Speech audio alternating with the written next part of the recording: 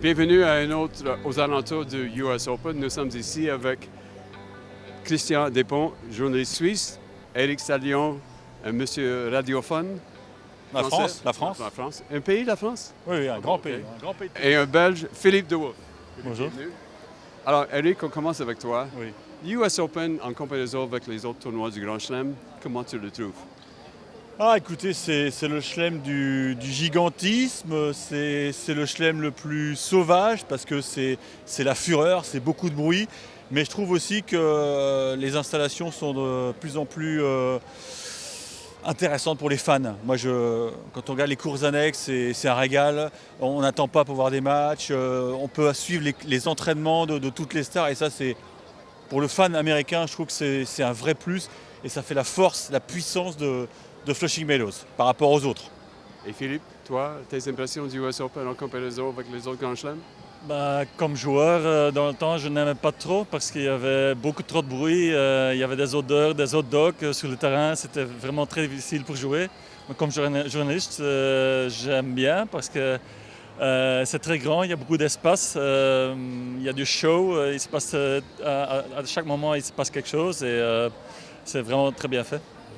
Et Christian, à part Roger Federer, c'est quoi tes impressions du US Open? Je pense que c'est le tournoi qui ressemble le plus à sa ville. C'est le tournoi où, comme disait Mats Wilander, on ne comprend pas la ville, on ne peut pas gagner ici. On ne peut pas comprendre les réactions, on ne peut pas comprendre le bruit, on ne peut pas comprendre ce qui fait New York. Et au début, j'y comprenais rien du tout d'ailleurs. La première fois que je suis venu, j'y comprenais rien. Et c'est en sortant à New York qu'on comprend un peu en fait ce qui fait ce tournoi et comment il faut le gagner. Et d'ailleurs, si certains joueurs ont toujours autant de problèmes à le gagner, je ne suis pas sûr que ce soit lié à la surface, au chaud ou au vent, comme on le dit toujours, mais à tout un contexte qu'on est obligé d'intégrer. Et il faut avoir l'humilité d'intégrer ce contexte. C'est pour ça qu'il est très inquiet de voir que Roger Federer n'arrive plus à gagner l'US Open. Oui, c'est pour ça que donc, Roger Federer l'a déjà gagné 5 fois. Je rappelle à mon confrère français qui souffre, lui, de combien d'années déjà? Regarde la caméra. Eric, les défauts, les négatifs du US Open? Alors, en tant que journaliste, j'ai l'impression de passer beaucoup de temps dans le bus, le fameux bus qui nous emmène de Manhattan à Flushing Meadows, donc qui est situé dans le Queens, pour ceux qui ne le savent pas. Et en début de tournoi, j'avais dit à un confrère, j'aimerais qu'on ait une sorte de mesure pour savoir combien de temps mes fesses sont posées dans le bus. Sinon, les night sessions, ça peut être très pénible. Je pense qu'il y a une réflexion à avoir parce que parfois ça se termine trop tard. Et on a vu hier pour le premier match féminin où il y avait Elise Mertens, on a l'impression que les gens se désintéressaient totalement du match et qu'ils attendaient une chose, c'est Rafa Nadal.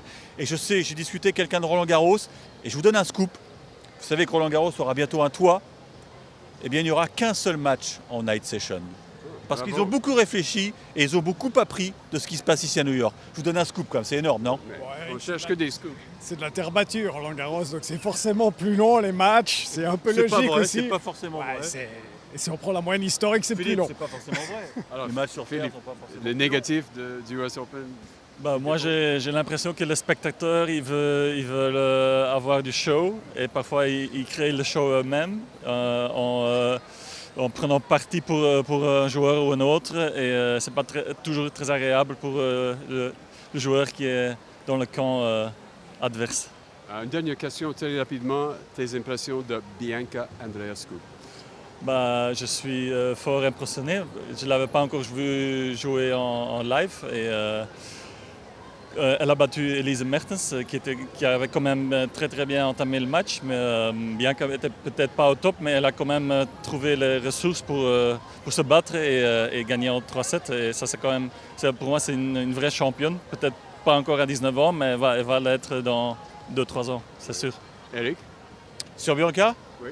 Écoute, je ne l'avais jamais vue en vrai et hier je suis monté donc sur le H pour la voir et j'ai été impressionné parce que, alors c'est pas péjoratif, c'est pas une critique, j'ai l'impression qu'elle joue comme un mec parce que physiquement elle met la pression sur l'adversaire, mais surtout, et là c'est sa force, c'est qu'elle sait faire tellement de choses avec une raquette que c'est très perturbant pour l'adversaire d'en face.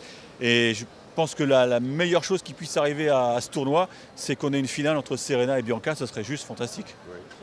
Christian, est-ce qu'elle est aussi bonne que Roger Federer? Que On ne peut Belinda pas Bencic. limiter Roger. Non, justement, c'est du beau tennis. Je pense qu'on y est assez sensible. Ça nous évoque peut-être un peu plus Martina Hingis, bien qu'il y a des différences dans l'approche, mais en tout cas dans la boîte à outils, dans la tennis qui est un peu plus basé sur le toucher, la main, ça fait plaisir à voir. Ouais. Alors, messieurs, on vous remercie beaucoup. C'est la fin de notre aux alentours du US Open. Hey, merci beaucoup, c'est bon.